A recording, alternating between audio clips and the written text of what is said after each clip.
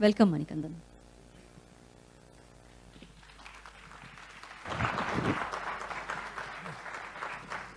Thank you. Am I audible?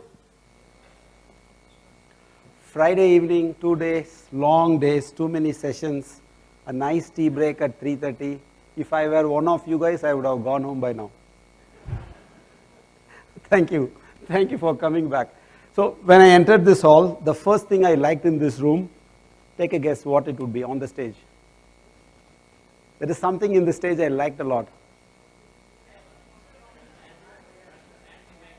Yeah, the running picture, it's beautiful. For me, running is all about energy, relentless forward motion. Any walks of life, doesn't matter what pace you do, whether you walk, crawl or run, doesn't matter. Movement is a beautiful thing which goes well with the digitalization theme also. Just to start the session a bit more interactive, how many of you have ever done at least a 2 kilometer in your life? 2 kilometer run. Nice. 5? Keep the other hand in your heart and tell the truth. 10? 21? 21? Still there, nice. 42? Good. Okay. More life and more miles left in all of you. Okay, I'm Manikandan Seran, as she introduced. Let me get this right. I have totally around 23 years of experience with a combination of boiler manufacturing, completely non-IT, and then 17 years in an IT service industry, and 2.5 years, almost 2.5 years ago I joined Shell.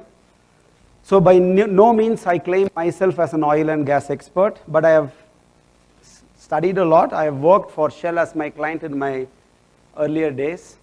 So what I'm going to do here in the next, they gave me around 1 hour, but I said if I have to pace my presentation tuned to the customers, which are you all, 1 hour would be quite boring. I'm going to try to keep it around 20-25 minutes maximum, and depending on questions you have, we can make it more interactive. Otherwise, max 30 minutes. So what I'm going to do here in the next 25 minutes or so is share my experience coming from a service industry into a GIC or captive, whichever way you call, like Shell, understanding even for me as an IT professional, what skills I thought I had in my service industry 17 years, and when I came into a captive or a GIC, what I felt I was lacking. I'm going to apply that more into what we expect from a BA in this digital world towards the end. How many of you feel digitalization as a word is overhyped? Wow, more people than what I expected. For others who did not raise your hands, how many of you do an analog project? Right? So the truth is, digital is not new, but we must accept the pace in which innovations happen and the pace in which innovations get applied as use cases to deliver a new business model or a revenue or a value producing opportunities is much faster, and that is what we are experiencing now. I got confused when there was too many digitalization hype at some point, but digitalization is not new, but the pace in which we are delivering values from the use cases are quite high, right? I think that's what we are all experiencing. What I'm going to do now in the next few slides, I will first talk about typical challenges in energy sector. Then we will talk about where does oil and gas or energy sector stand in the digitalization journey compared to other industries. Then I have 2 videos to keep you more entertained. I have a video to show what Shell believes as digitalization going to redefine our industry. And then I will share practically what we are doing on the ground through an IT strategy, trying out these technologies and trying to deliver value. And the last slide I have is more around what do we expect from our BAs in this journey. I really like the last panel conversation. Some of the questions you asked will make my last slide much easier, and that is what I'm planning to cover in the last slide, more making it real for the BA. So what does that mean to me, right? Sometimes if you hear too many things, you will walk out more confused. I will try to make it as crisp as possible in the last slide.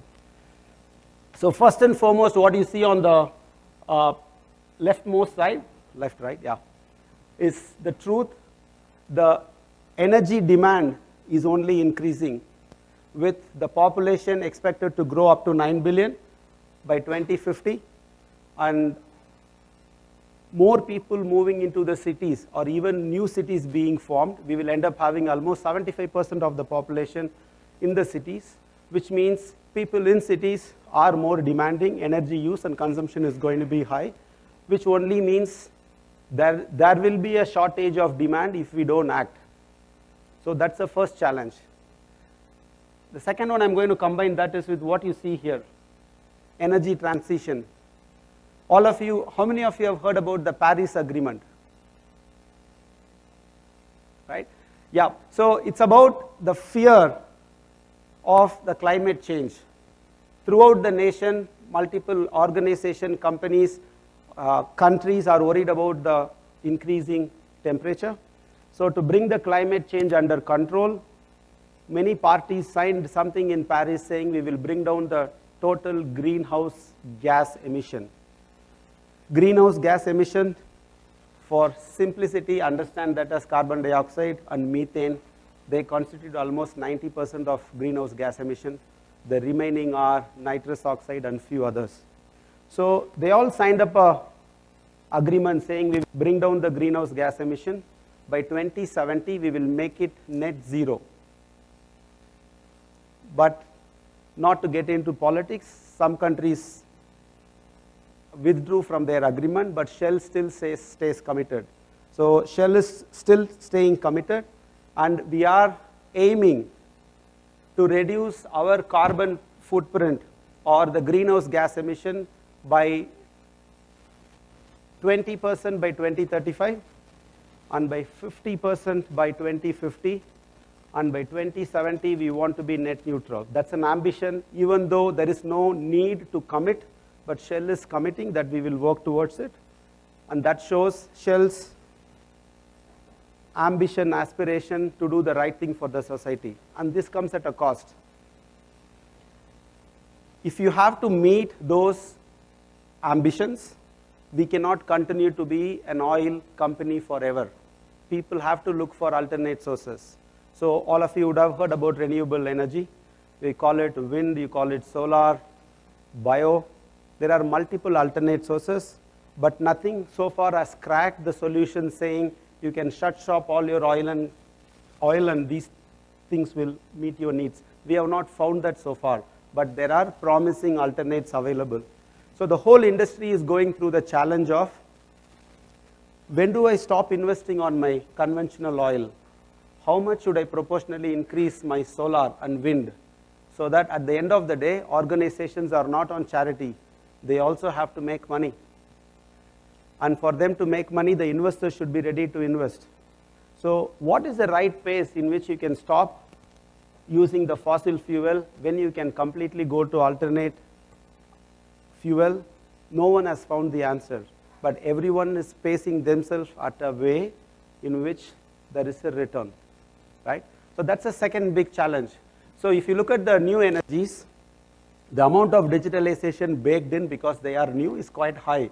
Whereas if you look at the conventional oil, it is not to that level. I'll talk about where oil and gas as an industry stands in the digitalization curve in the next slide. But that's the second big challenge, energy transition. The third one, what you see here as life cycle of asset, it's just like any product. Every asset where you drill a hole, you try to take an oil or gas out, has a lifetime, right? You may initially develop, then you may produce, then you may try to grow, and there comes a day where you will say this is a late life asset. You cannot expect any more from this well. You need to close shop, right? So depending on the life cycle of the asset, the affordability of the asset for all your IT projects also changes. If you go with a fancy solution, they may say, mine is a late life asset, so I'm not ready to take it. So even though we are Shell, when you try to go and implement solutions, assets may have different needs depending on the life cycle. That's the third challenge. Joint ventures. Because this is such a investment intensive industry, very rarely you will see a single player owning an asset. Mostly it's a joint venture with the government, or whom you see as competitors in the market, they join hands together, like 30% for 40% and the remaining by the government. You are together in an asset. So when there are multiple parties who has an interest in an asset, sometimes the investment decisions takes longer. It's not that Shell decides you can invest and proceed with a, let's say, a digital use case. There are other parties who have to sign up to. That's a thing. The last one, I'm not going to spend more time. The fluctuating oil price, the geopolitical situation, scenarios, shifts in the industry does affect. So this should give you a taste for the typical challenges and opportunities in the energy sector. So if an energy company has to remain relevant, they have to remain competitive. And if they have to remain competitive, digitalization is key for them, both from cost optimization as well as increasing their production. We call that as WRFM, wells, reservoirs, facilities management, that more focuses on getting more from the wells. So how do you increase your production from the existing wells, and how do you optimize your cost? Digitalization is key.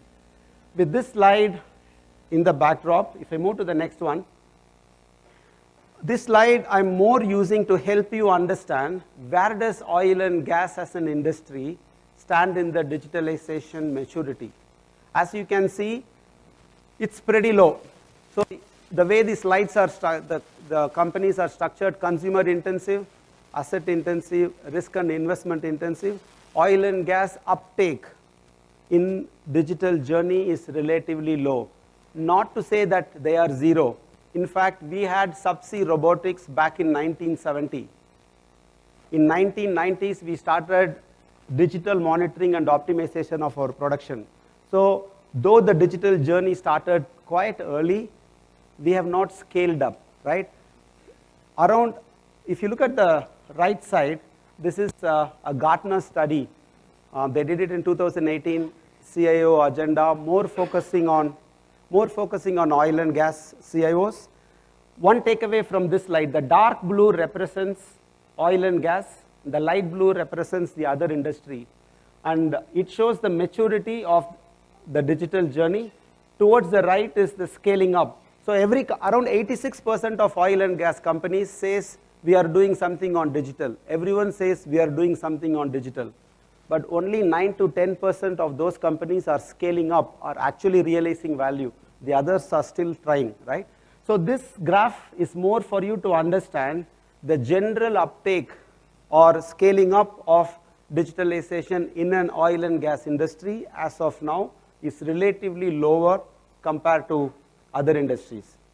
I see this as a big opportunity for people in the room, people in the IT side, because the business has woken up. They want to invest more. For example, our CEO, in the quarterly statement, there will be a mention of digitalization. Our upstream leader, in his quarterly statement, he will talk about what digitalization levers they are trying to pull. So very rare to see an IT lever in a business strategy document, but nowadays it's happening, right? So lots of opportunities for us currently in Shell in the digital space. And while this is a problem, I see this as an opportunity for people. We can make an impact. That's a key message in this slide. I'm going to now play you a video. First, I presented about the typical challenges in the industry. Then I shared where does this industry stand in the digital journey. Now I'm going to play you a video which shows you what Shell believes as how digitalization can redefine our industry, right? So this is Shell's point of view on how digitalization is going to redefine our industry.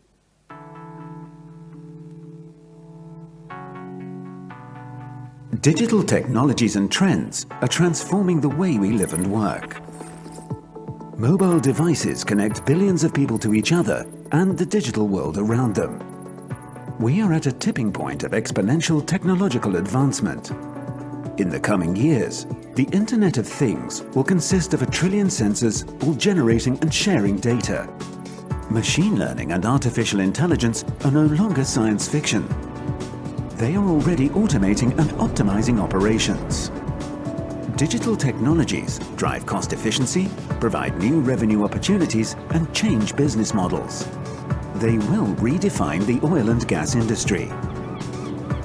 Today's reservoir models are manually updated with seismic, drilling, and production data. As systems become more integrated, reservoir models will be autonomously updated in real time. Continually improving our understanding of the subsurface enables us to maximize recovery from new and existing fields. The Internet of Things creates unprecedented connectivity, providing a wealth of data. Aggregating data from diverse sources will enable better decision-making and deliver huge competitive advantage. We will be able to anticipate and autonomously manage conditions to maintain optimized asset performance. This will transform maintenance and operational efficiency. Digitalization already enables hundreds of millions of dollars in value to Shell each year. It will contribute further to efficiency and productivity gains, estimated to be worth $1 trillion across the industry over the next decade. On the retail side, intelligent systems will alter our relationships with customers. By treating every customer as an individual, we will deliver a personalized and more convenient service.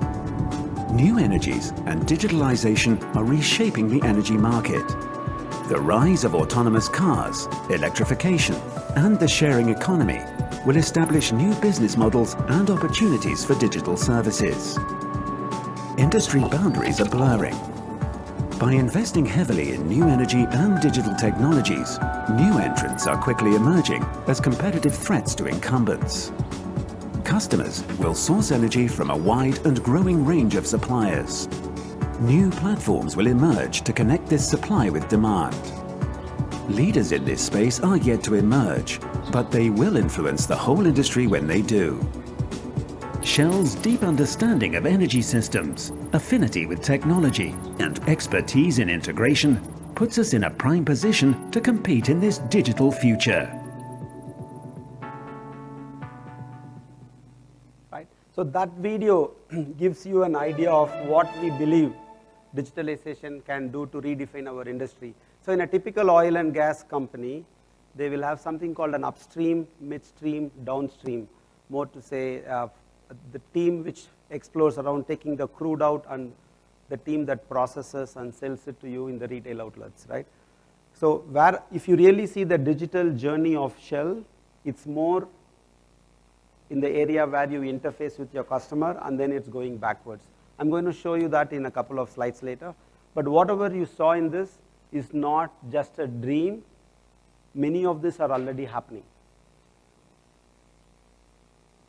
So I'm going to use this slide to say, okay, if the previous slide is our point of view, what is that we are already doing? So the triangle on the left, what you see is our IT strategy.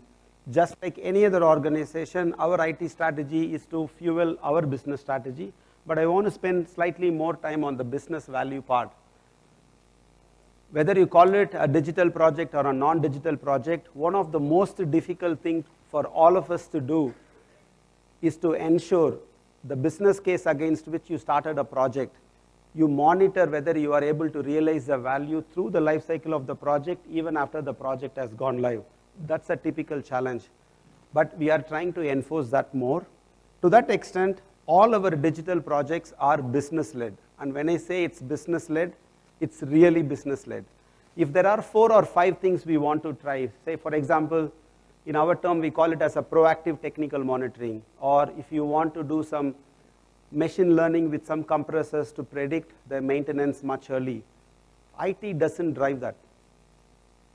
We have different parts of the business, each of them saying, okay, I'm going to do a proof of concept for this.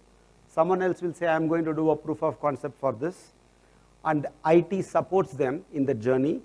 And if they realize the value, that part of the business becomes an ambassador to sell that to the other parts of the business. So this is business leading, executing with IT support, and being an ambassador for it for the rest of the organization. And that we find is really working. So sometimes we may even feel IT playing second fiddle in the digital journey because we want that to be business-led. Because we all believe digitalization, whatever you call, is less about technology. It's more about people, mindset, and culture. You can give them a beautiful proactive technical monitoring algorithm data, but the users on the ground have to change to use that. If they go back to their piece of paper and start doing, you will claim your project go live successful.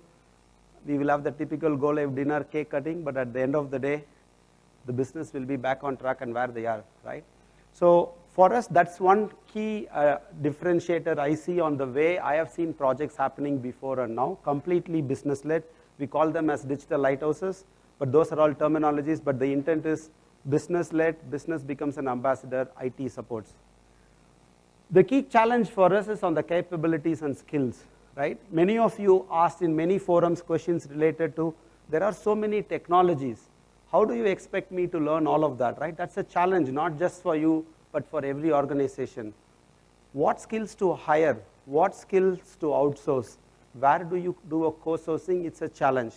So currently in Shell, earlier India was used more to source additional capacity through the suppliers, like the Wipros, Accenture, IBM, CGI. Those were some of the key players at that time. Now there are more.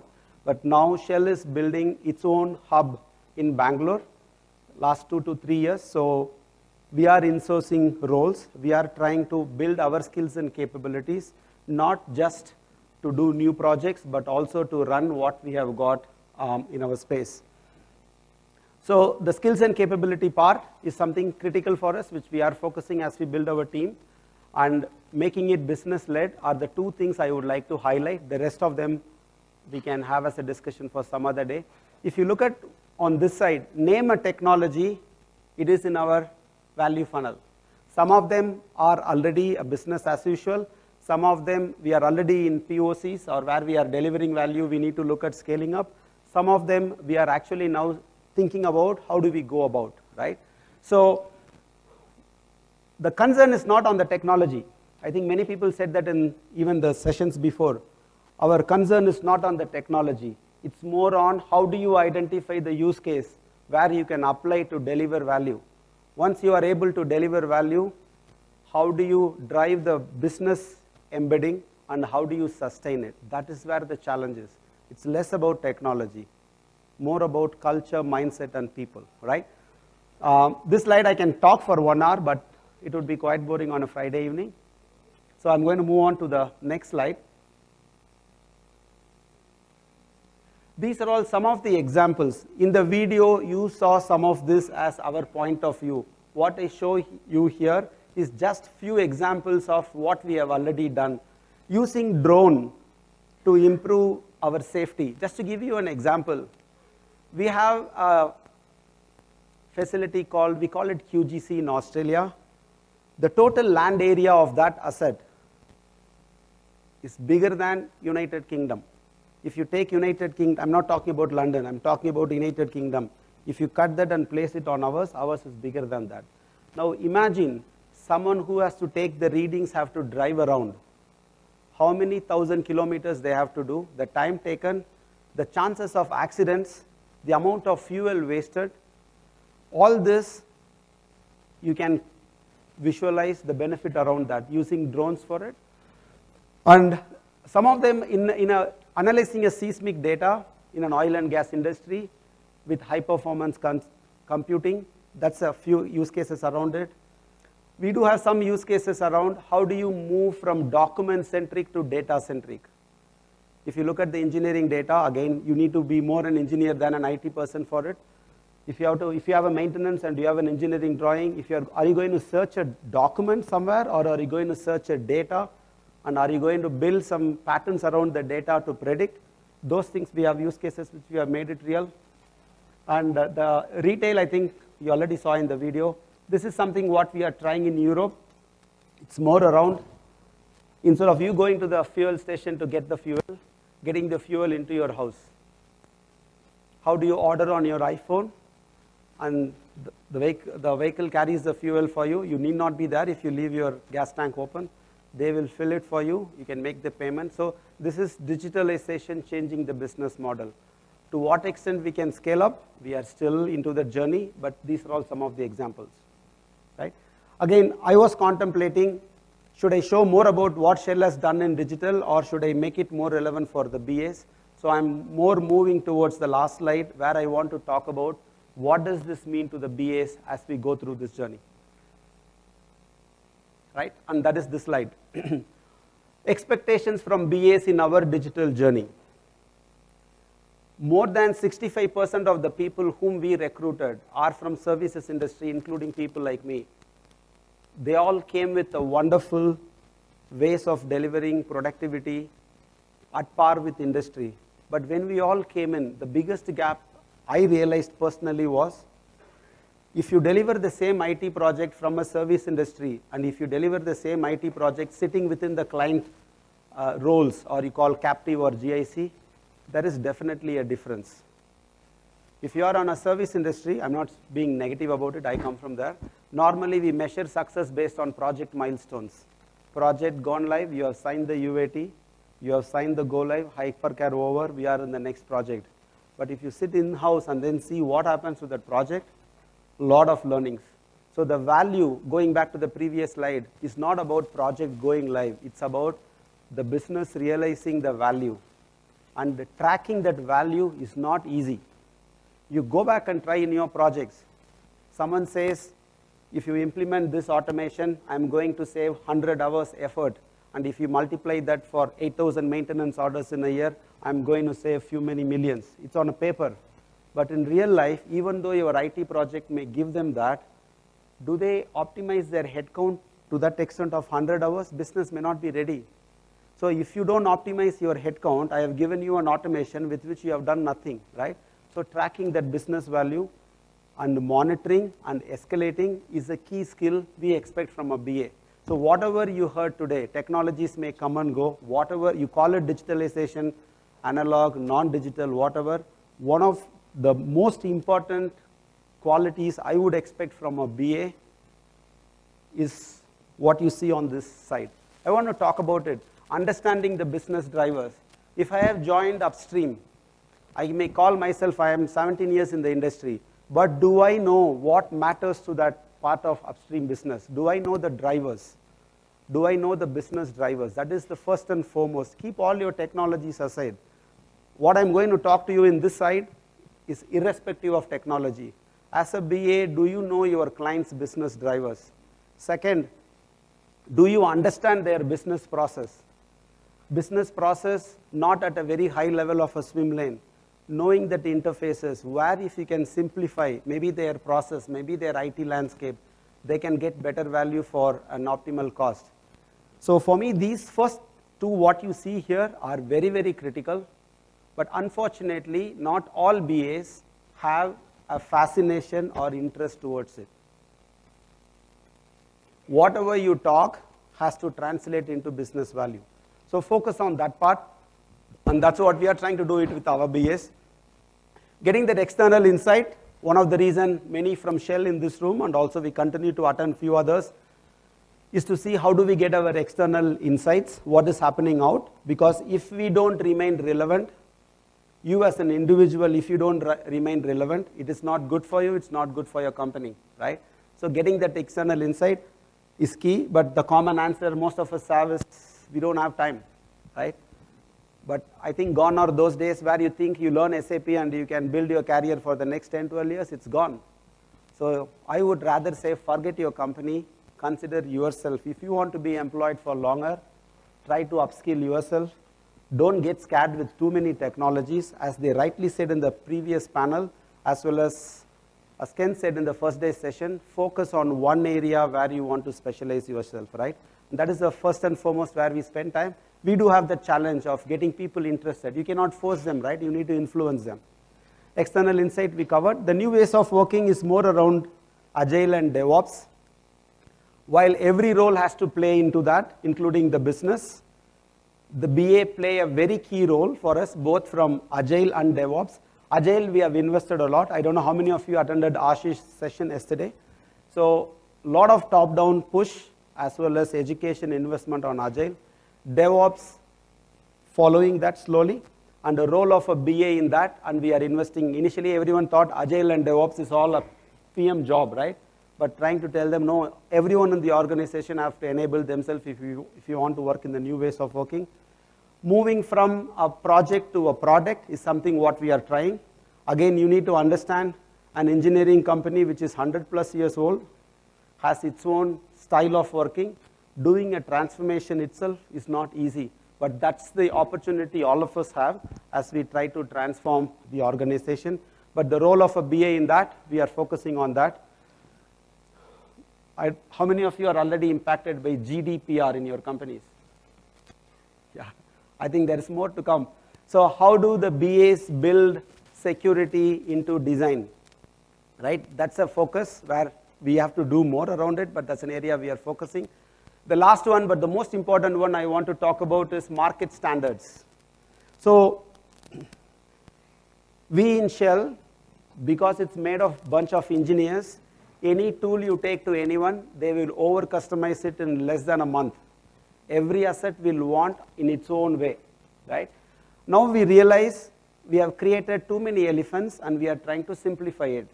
The way we approach that, again, it's also part of the digital journey. There is a role for a BA to play in that. What we are doing is, if I have got 20 business processes in my organization, using the BAs to understand out of 20, how many are real differentiators? A finance process, a HR process, a procurement process need not be a differentiator for me. I can just do what others are doing in the market. You call it SaaS, you call it market standard. I need to now push my business, don't ask for customization. If I bring you this HR system, because HR processes are not differentiators, they are parity, we will stick to it. And making the business accept it, there is a big role for BA to do it. So we are differentiating our processes into which are parity process and which are differentiators. Where there are differentiating processes which makes Shell unique, we don't mind over customizing and developing something. But if you roughly see, not more than 20%, any company will have a differentiator. I'm talking with my limited understanding. More than 70-80% will be parity, but we don't apply the differentiation. So in Shell IT, you talk to anyone, everyone will talk about market standards. But how do you do that? The BA has a big role in it. Even if you implement a market standard tool, when the business comes back and then asks for an enhancement, the BA's role in staying grounded and then pushing back those enhancements to ensure that the application remains market standard is not easy, right? So this is not about new technology. It's about simplifying your business and the IT landscape to deliver better value. So what you see on the left-hand side has no technology flavor. We believe for every BA in our organization, everything written here is a critical success factor. The one in the middle is more around the key skill set. I'm not going to get into it. These things you know better and they would have covered in multiple other sessions. But one thing I want to highlight, when there are too many technologies, do you expect me to know everything? My personal belief is the answer is no. As a BA, you should know in what use case I can leverage a technology, and you can always get an expert to come and support you on it. You need not be an expert in all technology, but choosing one or two to specialize always helps. Trying to do everything, at the end of the day, your focus should be business value. How do I shape an opportunity? How do I ensure I can monitor the project is going to deliver value through the phase of the project and afterwards? Your role stays around the business value part. We also use a phrase internally saying you should be a business professional with an IT lens. That's a nice caption. Be a business professional with an IT lens, right? If you stay focused so much on technology, as I said before multiple times, it's not about the technology. It's about the use cases and the value part, right? And what you see here as a right extreme is more around change management. People coming from service industry into the captive or the GIC, this is the biggest area of challenge. Normally, when you are on the service industry side, you always have your client counterpart who will do things for you. But if you are working inside the captive or GIC, there is no client counterpart. there is no customer. It's business and you. We try to avoid using the word customer because it drives a different behavior with the business. So how do you make the business embed the change? That is a big, difficult task. If you try to teach your own parents or grandparents a touch screen phone, it is difficult for them, right? Now imagine that analogy of you trying to take fancy new tools and technologies which gives you so many insights and values, push it to a set of users who have never used it. So don't underestimate the importance of change management. While every company has change management itself as a role, more and more the BA's role are becoming a hybrid role. You should have a taste, few traces of good change management skills in you as a BA for you to be effective. That's what we believe. The higher focus is on this and the change management part. This one, people do get as a BA, those things are expected from me. Right, so that was my last slide. I have one more video for you. And before that, the key takeaway, one thing I missed mentioning in the previous slide, while the oil and gas uptake or the digital journey curve is slightly slower than the other industries, most of them today focus on data and analytics and advanced analytics. If you look at the other industries, almost 12% of their investment is going to AI, and we are also doing AI, but majority of the investment is still going towards getting our data right, because we believe that foundation is necessary for you to scale up the other technologies. So the key takeaways in oil and gas industry, if I have to share with our experience, getting the data in order is of the highest priority. We hope billions or trillions of value from digitalization journey, mostly around optimizing our productivity, optimizing our cost. As I said about WRFM before, how do we get more? That's a key takeaway. There is a lot to generate value from digitalization compared to other industries. The real challenge is not technology, it's people, culture, and mindset. And the last one, as a BA, your collaboration, whether it is with your global process owner or with the people with the assets, people in the other countries, other lines of business within your own industry, and trying to understand what is happening outside external insights, the BA role from the collaboration perspective, including your own architects, is critical. That's my closing slide on the topic, and I would welcome questions after this video. And the video what we will play now is more not about the BA topic, it's more about what we as Shell stand when it comes to energy. What do we stand for?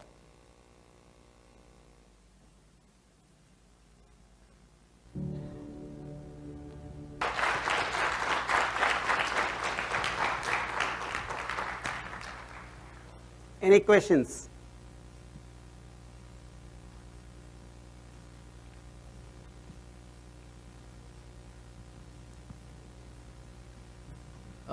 Hi, Mani.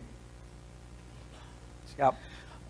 So Shell was in the news and gaining some media, some criticism on the results, like quarterly results last Q2, right?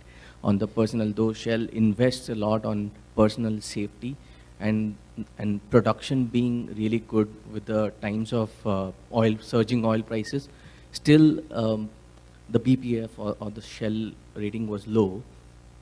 So do you think digitalization is a measure that can bridge this norm wherein safety is actually taking a beat on the overall rating for Shell, and do business analysts have a role to play there? Yeah. Just for the benefit of others, I was quite impressed when I joined Shell. In the quarterly statement, the first line talks about the number of accidents and people died. It doesn't talk about the dollar value.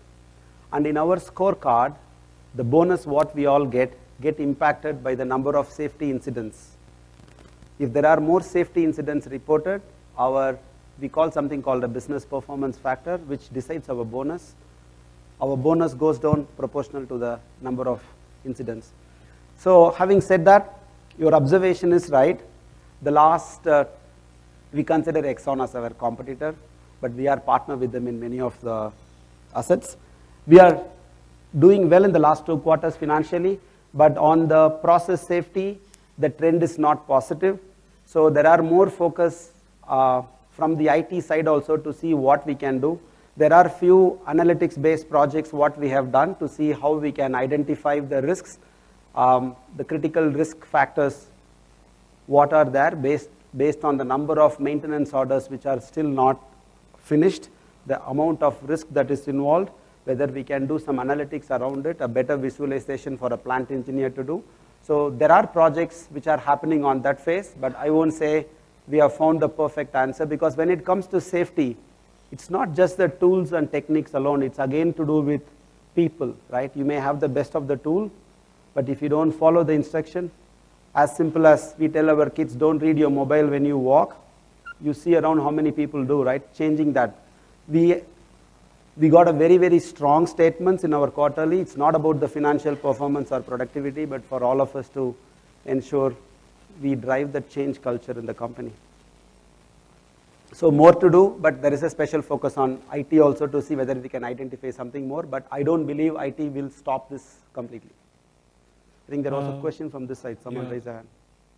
So my question is actually related to what the gentleman had just asked. It's now more related to oil spillage. So you talk about back in 70s itself, you had like sensor technology into place. 90s, you had the robot. You have the drone technology also into place. So you have all the technology back in, right? But then because of oil spillage, there's a lot of embarrassment and brand image dilution that happens for Shell. So do you have a target date at the back end within your team as a vision that by this date we will have zero oil spillage? Something like that? So we call something as a fit for the future. That is the ambition of the business. There are as simple as 4 ambitions. The first ambition itself is on process safety, which talks about zero spillage. That is the ambition. Definitely IT can help with the sensors and others to detect where there is a leakage, but sometimes these leakages also have to do beyond technology when it is a sabotage, right? And there are few countries where there is a risk with, I don't want to get into that political situations, but there are things which we cannot control, but definitely there are things which we can control, and there is the highest focus between the business and the IT is more on the process safety. What you're asking is exactly for us process safety related. There is, but I'm not in a position to tell you from this date you will not find any oil spillage. No.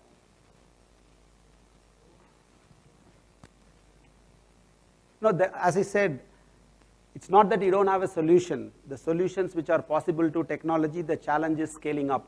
But it is not just the technology alone. If the oil spillage and others are related to few other local political situations, you won't be able to help, but that's the answer we need to find. So we are not asked to give excuses why we cannot. We are accountable to stop it. So if you ask me, do I know a date when we can say there will be, I don't know the date, but there is a lot of focus around it. Process safety is not just about someone getting hurt alone, it's also about the spillages. Hi, this is Gautam. So this question is around the BA role in the digital transformation. So you said that here business plays the front-end role of changing and IT plays the second fiddle, right? On the other side, we are talking where IT, where the business analyst should take the control of the changes, stop them, or make the process simpler.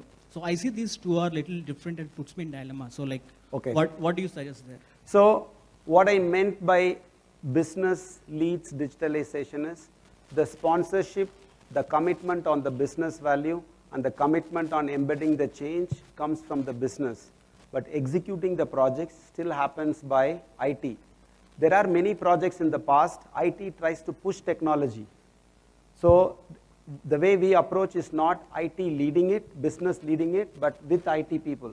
Even to add further, nowadays we take people from the business into our BA pool, and some of our BAs are now joining the business side. So that is a beautiful interface which happens, but I didn't mean that the projects are completely done by the business. They front-end the sponsorship, value commitment, and embedding the change. We go in to execute it along with them. That's the message. Does that answer your question? Thank you. Hi, Manikandan. Thank you for this nice overview. Okay, sorry. Yeah. Yeah, hi there. In one of your initial slides, you mentioned, you gave some context with respect to Shell also has joint ventures, so you have a lot of business-to-business interactions as well, so a lot of institutional-wise network. Do you have some examples where you have leveraged digitization or digitalization and it has helped you, make a stronger connect with in institutional context, or in terms of connection, or if it has helped improve your revenues or reduced cost by leveraging some of the emerging technologies? That's a good question, and the answer is yes. I talked about the Lighthouses project, what we do. I cannot disclose the name or what we do, but for confidentiality reason. But one of the Lighthouse project, what we do itself is in a joint venture. But for a joint venture to be ready to work with you on a proof of concept, there is also a maturity and their eagerness to partner. Shell in the industry is known for its engineering, as well as when it comes to seismic related data, the way we build insights about our wells, reservoirs, and now the way we are working on our proactive technical monitoring, there is a lot of interest now coming from our joint ventures. Can you share, can we work together? Because if they produce more, there is more share for us also. So we also have a vested interest. So there are a couple of them out of 4 to 5 POCs we do, 1 or 2 are with the joint venture. So there are examples, but I can't disclose. It is there. If the questions come back to the BA topic, it will be more relevant than the industry, but I can answer both. I have a question which is non-industry. So who's asking the question? Here. Okay. So you spoke about coming from service-based, project-based work to captive, right? So I'm sure a lot of people have the same thing in Bangalore who move from like service to captive. So what do you suggest they should do, or what should be the change in the mindset, and how would you push for that? What would you tell those people to do and learn, or how do you change their mindset? Okay. When I used to be in the IT services industry, I was the finished product. I was sold for a revenue, right? So I am kept much more shiny with the new tools, techniques, training on everything what happens in the industry, because I am the finished product. But when you join a company like Shell, maybe a company like the other captives, IT is not the finished product, right? For us, hydrocarbons are the things which makes us money. We need to get that mindset. From an IT service industry, if you join a captive, if you expect they will go and try all the new tools and techniques to the scale what a service industry will do, it won't happen, right? They may train a few to see whether there is value for that industry from it, and then only you will go. So some of the adoption and the training scale will vary. Second, I see that as a great combination from a service industry to here, because the need to understand the business process to this level was not there in the service industry. But service industry teaches you about more productivity, better processes, better way of measuring and tracking quality, on time, better estimation. There are lots of good things you get. I see the combination, what happens on the other side is more around the business change, embedding it. That is the biggest learning what we have, right? So combination of this definitely helps. So 2 things, you need to realize you are not the revenue generating product in the new company. Second, your ability to understand the process and apply change management, there is no other better place than in a captive. Both are equally challenging, but I feel it makes people complete.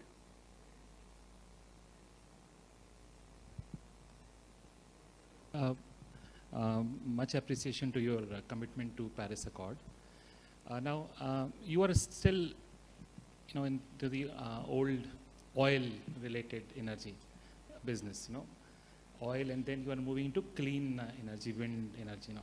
Where is the digital push more, in the conventional oil business or in the new businesses that you are venturing into? Where is the business mandate? So the new energies, as I mentioned, the amount of digitalization that gets baked into new energies is quite high. So it is automatically there from the inception, right? Now, for example, we bought something called an utility company in UK. We bought a company called a New Motion, which is around charging your cars in the stations out there. We have bought a smart grid company, which is about where people can connect multiple sources and anyone can consume. We have bought a solar farm, wind farm. The investments which happens there, the IT setup and the digitalization is quite high from day one in that space. So our focus is more currently, not to say it is not there on new energies, the change is more on the oil and gas, both, where we were not used to, right? How can you get more from the existing wells? What digitalization can you use? How can you bring down your maintenance? How can you bring down your downtime and increase the availability? It's more around that. So it's the same, but one comes inbuilt, the other you need to infuse more. I think it's time, right? I promised them I'll give you 15 minutes back, but it's your fault. You ask questions. Thank you.